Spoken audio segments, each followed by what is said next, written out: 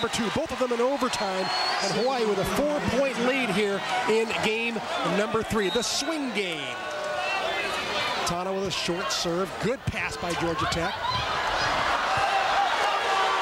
Ball's kept alive. Here's Willoughby just keeping it in play. Free ball for Georgia Tech. Villaroman there to pick it up, and that time stuff block by Sauer on Lauren Duggins gives Georgia Tech the point. And did Georgia Tech ever need this one-on-one? And Sauer is just a huge blocker, does a great job of taking up a lot of space, and Duggins just doesn't have anywhere to go. She's 6'4", she puts up a mean block. Villaroman struggles with that one, and here comes Tano just keeping it alive. Quick attack, tapped down by Kamana'o. Here comes Duggins, a free ball for Hawaii. Kahumoku's gonna get a chance to terminate. No, she doesn't. Aston keeps it alive. Kahumoku with the dig. She's in the middle now. She's gonna take a swing from the middle. Net violation.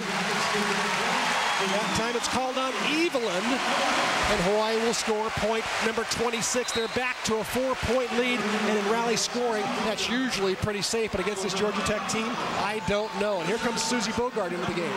And our hitting percentage numbers have really changed from the first 2 games till here in game 3. Georgia Tech has taken a dramatic drop. Their errors have gone up, while Hawaii is starting to make a gradual climb as this match goes on.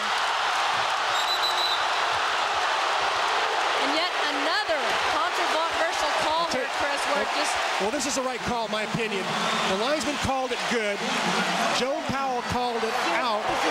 Joan Powell said, it was my call, I'm overruling the linesman, and now the Georgia Tech bench is going to get a yellow card. It was the absolute right call, though, in my opinion. There's some frustration going on the Georgia Tech bench, and I think Bond is only battling for what he thinks is right. Well, absolutely. If you're a coach, you've got to fight for your team. You've got to stand up if you think things are not going your way.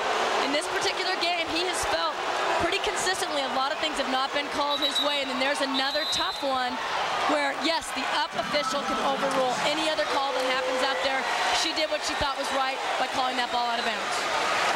And so he's going to take his second and final timeout, I think, to calm himself down and calm the team down, as Hawaii has surged out now to a 5-point lead here in the swing game, game number 3 in this best 3 out of 5.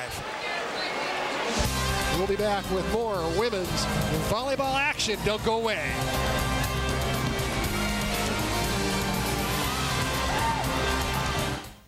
I have to focus.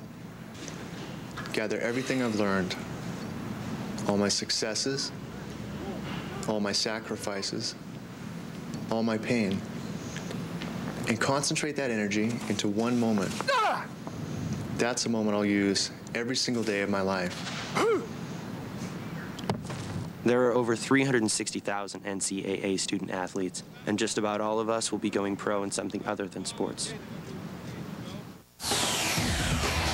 Set it up at the 2003 NCAA Division I Women's Volleyball Championship, hosted by the Big 12 Conference. The slamming action takes place December 18th and 20th at Reunion Arena in Dallas. To get your tickets, call 214-373-8000. That's 214-373-8000. Or log on to ncaasports.com.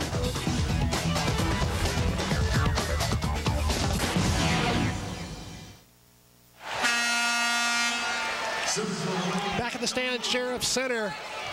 Hawaii up 27-22 in game number 3. Lily Kahumoku with the serve. Georgia Tech with that quick attack again.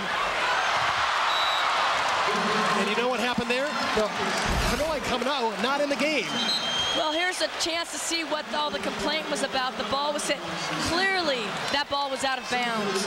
And even though the lines judge makes a call with their, you can see right there with the red flag calling it in, the right call was made, even though that is frustrating for Georgia Tech to have things go seemingly against you. Here comes Willoughby to finish the play. Off the net, off the hands, yes, right next to Joni Powell.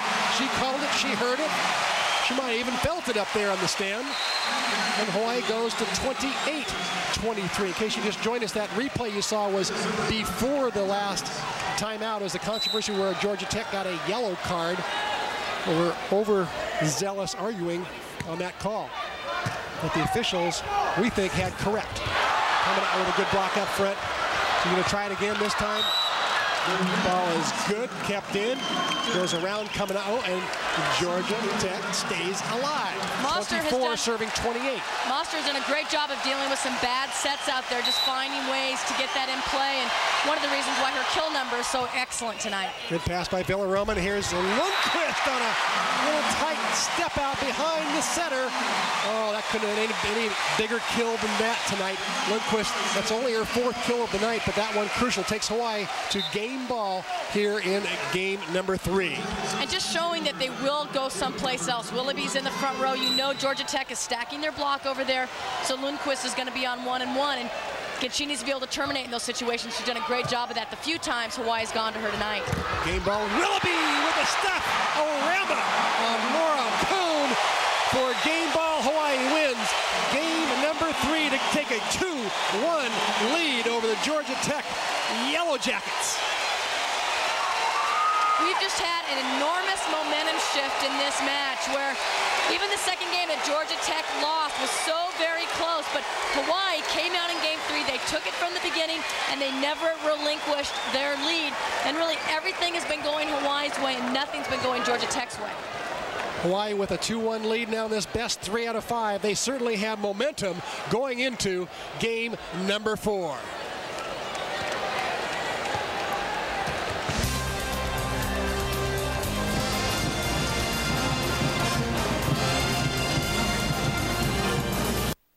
Hawaii winning games 2 and 3, seemingly having some momentum going into game number 4.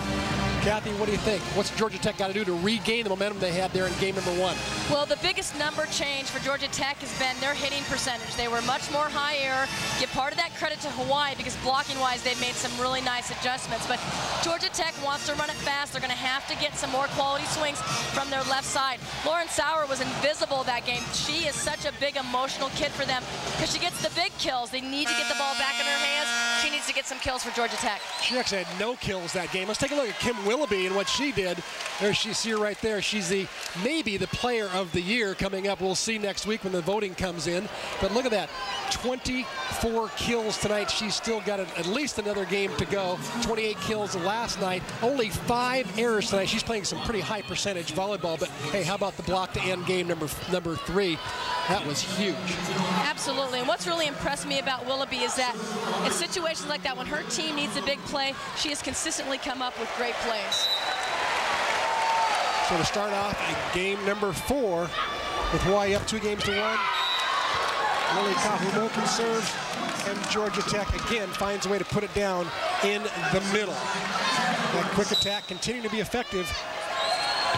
Quarterbacked by Keely Evelyn. Dragons with a step out, can't get it to go. Down the line goes Moster.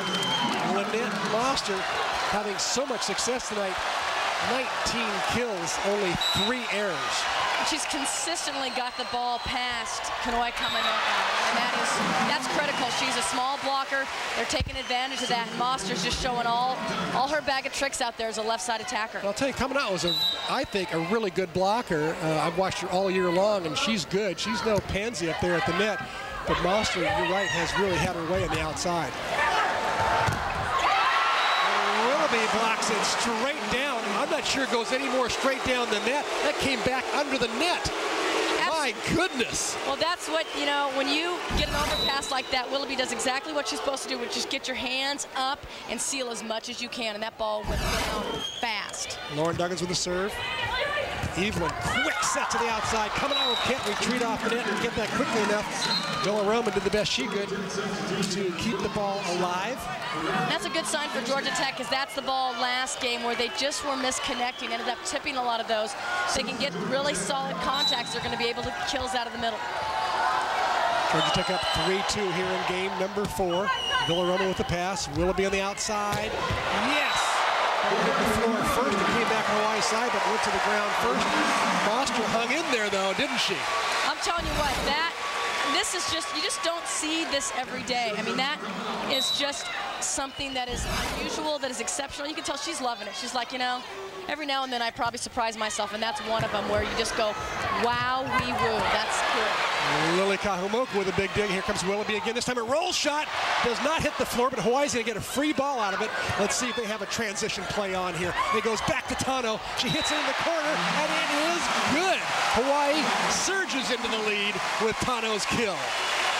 You can just sense this urgency on Hawaii's side of the net, that they just want to get this thing over with. They want to put Georgia Tech down, and they feel like maybe they've seen the best Georgia Tech has to offer. If they can get a little bit of a lead, maybe they can really kind of squash their enthusiasm. And remember, it was 20 years ago. Here's an overpass, and Willoughby buries it. Remember, it was 20 years ago. There were 7 seniors in the 1983 squad, and this squad also has 7 seniors. The 1983 squad won the national championship. That's what this squad is on a mission to do, led by Ms. Willoughby, who, by the way, is going to get out of school in January and go to Colorado Springs and try to make the national team, make the Olympic team for Greece. Oh, Willoughby, how about the save by Willoughby? Oh, my goodness. Roll shot. She couldn't get that one. Good play by Sauer. But again, Willoughby showing her athleticism. That ball looked like it was flat out. And just shows, it's not even just what a great athlete she is, but that she just never says die. You know, she's still trying to make that play on what is a misconnect by her setter in her middle. She wants that ball high. She got it high, but a little bit too far off the net that time, I thought. A little too far off the net. Her timing was off a little bit. When she went to swing, she wasn't at her full reach. She was about half up with her arm, and that's when you're going to send that ball deep. She gets it again. This time, she delivers. It's not often she'll get blocked or hit out 2 times in a row. She usually follows an out ball